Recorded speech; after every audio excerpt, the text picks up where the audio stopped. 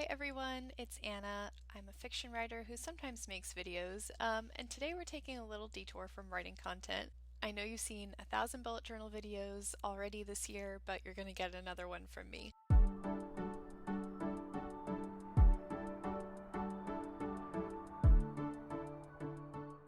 I've had kind of a on and off again relationship with bullet journaling for about 4 years now, and there have been times in my life where I was really consistent and times where I did nothing at all. And I recently read Ryder Carroll's book about bullet journaling. So in the second half of 2020, I came back to bullet journaling and I did it really simply after reading his book. That is where I really figured out what bullet journaling could do for me and what I liked about it. I'm using an Erin Condren Traveler's Notebook cover with a Leuchtturm A5 and some craft paper covered inserts in the back.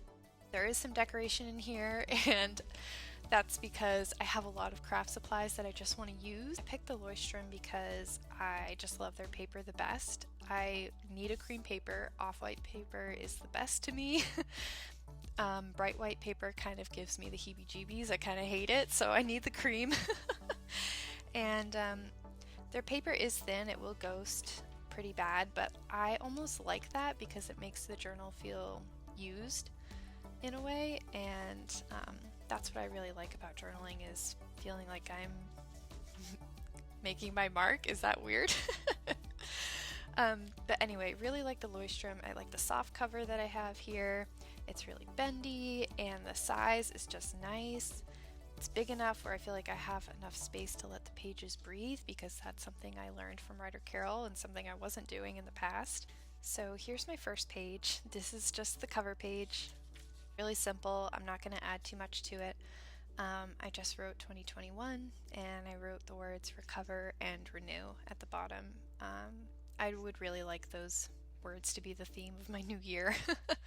I know a lot of people are looking at 2021 with a lot of hope and enthusiasm and vigor, and I just want to recognize that we still have 6 months of non-vaccinated times ahead of us, and the pandemic is very much still happening. I would really love 2021 to be about just recovering our psyches as best as we can, taking it easy, and renewing our sense of direction when we can finally do so. Here is my future log. So I skipped the year at a glance because frankly I find it useless and it's a tedious waste of time and makes my wrist hurt. So we're just going right into year at a glance. And I only did the first 6 months because I'm not expecting this journal to last much longer than that. So I didn't really see the sense in taking the time to go and do the second half of the year. So I've just got January through June. And I'm just going to use it to write out birthdays, dates I need to remember, appointments I've made, etc., etc. So when I come make my monthlies, I'll turn here first. And for these first setup pages, I'm keeping it really simple, just black and gray. Not a ton of decoration here, but I kind of like a minimal start. And then on the next spread, I have just a blank page for more future logs. So in the case that I do have anything I need to note down for the second half of the year, I'll just jot it down here. And then we have my projects page. So this year I'm going to try something new. I want to try and be really intentional about what I choose to work on each month. I do have a problem where once I get a good idea, I want to work on it immediately, and then I have the issue where I feel like I need to be working on all things at all times. And I get really scatterbrained and feel stressed out about the things I'm not working on. So I hope this will help me organize what I'm working on in my writing, in YouTube, in my personal life, and allow myself to just focus on those things and be at peace if something is coming in a later month. So I've broken it up into quarters, broken it up further into those 3 categories, just to help me figure out what I actually want to put my energy into that month and keep my blinders on a little bit, if that makes sense. So I may make a Kanban board to go along with this and kind of break down each of these projects further into tasks, but for the moment, this is just about focus. And so I like the way this page turned out. And after that, we're going right into the monthlies. So here's my January spread, and I got a little more crafty with it. We're using green as our color of the month. That was something I did in my really, really minimal 2020 bullet journal. I just picked one color of highlighter, and that was the only splash that I used. So we're gonna go with green for January. Again, recover, renew, new stuff, new growth, new times. Yeah, I like it, but I definitely reserve the right to get even more simple in the future if I need it. I'm not going to hold myself to any certain level of decoration. You know, I had the energy for it this month and I have stickers I want to use up. But I'm telling myself that if there's a month where all I can use is pencil, then that's fine. I'm just going to do pencil. At the bottom, I just have a little section for me to move over my tasks that I had on the previous page. So my projects for January. For writing, I'm working on my first novel reread. The YouTube video I'm going to post in January is going to be this video, bullet journal setup. And for personal life, the big project I'm working on is moving to Atlanta. This is something I haven't talked about on my channel, but Luke, my fiance, and I are going to move across the country in January at the end of this month.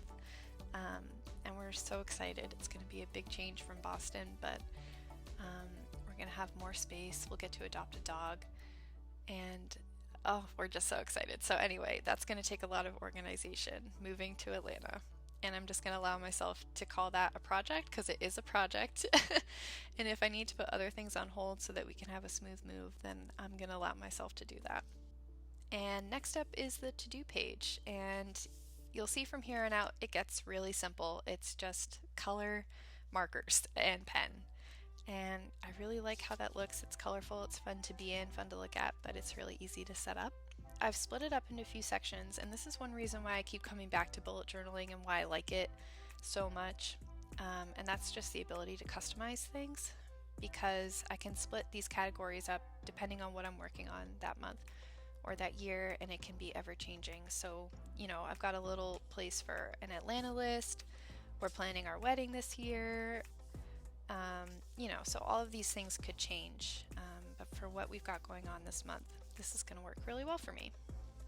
And then next up we have my tracker, and this is also one thing that I really enjoy about bullet journaling. I know a lot of people hate them, but it really helps me with mindfulness and to realize, when was the last time I journaled? When was the last time we made dinner at home instead of eating takeout? When was the last time I exercised? And I get a lot of little satisfaction from just filling in boxes and trying to make this tracker as full as possible. And then something I've started adding is a mood tracker, and to be honest, I never used these in the past because I found them kind of useless. Something that writer Carol stressed in his book is not to add anything that doesn't add legitimate information to your life and will not inform the way you live your life. So if you're not getting information from something, there's no reason to put energy into it. And I just, in the past, always found mood trackers like to just track for the sake of tracking. But recently I started taking CBD oil for anxiety, and I do want to see if it's helping. So I'll track my mood and track how often I have anxious days while I'm trying this out. And then once I figure out, you know, if CBD is helping me and how I feel about it, then I'll probably stop tracking my mood because I've figured out what I needed to figure out. And next we have two spreads, my 30 days of yoga spread and my novel reread spread. So these are two custom spreads that are just unique to the month of January. I'm going to try and do yoga with Adrienne's, her 30-day challenge this month. So I went ahead and wrote out each day, and I'll probably just put a green highlight through each day as I do it.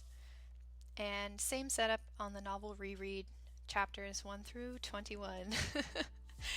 And I'll just check them off as I get through the reread. And then we go right into the weeklies. I just put a week header, so this will be week 1. And I wrote Monday, January 4, because I always like to start my weeks on Monday. And we'll just go from there. And that's the Loistrom. That's the actual planner bullet journal part of things. And then we move on to the collections. So yeah, the Loistrom will only fit probably 4 to 5 months, I'm thinking. So for that reason, I've put a lot of my actual collections in this second insert back here, because I don't want to have to just move them from journal to journal, and they'll stay the same throughout the year. And first, of course, is 2021 goals. So I haven't actually determined what those are going to be. I've kind of been putting it off. I need to go back and look at what I wrote down for last year and figure out how I want to update things. But once I do, I'm going to write them all here in this spread. And I've left space for me to do a mid-year check-in in June, so I can write those same goals and write a little bit about how I've done so far. And next is 12 makes. I totally just straight up stole this from Diane Mariee because I thought it was such a great idea, and she's so lovely. But the idea that she had was to try and make something every month, something crafty with your hands. So for me, I'm going to say that's something not on a screen, you know, not editing a video, not writing. If I had been doing it last month, I would have included like setting up this whole bullet journal as a make. So if I knit something, if I draw something, I just want to get better about spending creative time off of a screen. Then the next section is financial pictures. So I do have a little bit of, you know, financial information in here, and none of it is really planning, because I do love my spreadsheets, but this is just a place for me to make a visual picture of what's going on in my financial life so I can look at it, because again, I'm very visual oriented. First page is savings, so I split that up into emergency fund, wedding funds, and new best friend, because we want to adopt a pup, like I said. We've been looking forward to that for so long, so I want to have some money set aside for adoption and vet visits, and all the new toys, we'll probably buy them. And next is student loans. Everyone's is different. Yeah, what can I even say? We all have them. I have a shit ton. And we're getting through it. I've just kind of split it up into bar graphs, and it really helps, again, for me to see how much I've already done towards these. It's really motivating to see progress every year when I remake this spread. And then the next spreads I still have to fill out, but they are for Luna. Luna is the name of our car, and any other debts. So I broke my toe last year and had to go to the emergency room, and then did PT for some other stuff. So I do have some medical stuff to keep track of here. And then we're moving on to lists. So these are just plain old lists. My lisp is coming out. So the first spread is video ideas, so I'll just write down anything that comes to mind, and then I have a gift list and wish list. And so if I think of something I would like to give someone for their birthday or for Christmas, you know, I always try to write it down because I'm going to think of it 4 months before the actual date, and then when it comes time, I'm not going to remember.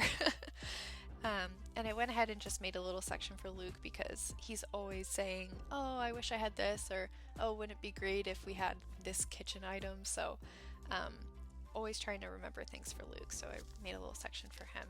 And then here we go. This is a books spread. So on the left I have SOW comps. I wanted to have a place to write down comp titles, so I probably won't read them right now while I'm still so early in the drafting phase, but later on I do want to read comp titles that are similar to my book, try and get an idea of where it fits. And then next to that we just have plain old books I read in 2021. I've been in a major reading slump for, it feels like years, but I've only been reading like an average of 20 books a year, and that's still not nothing, but it doesn't feel like I spend as much time in books as I used to. And then in the back I have my scratch pad. I think it's just a good idea to literally just have blank pages. Yeah, so that's just gonna sit in the back. Overall, I'm trying to keep the actual monthlies and dailies really simple and repeatable, because I'm really prioritizing function over form this time.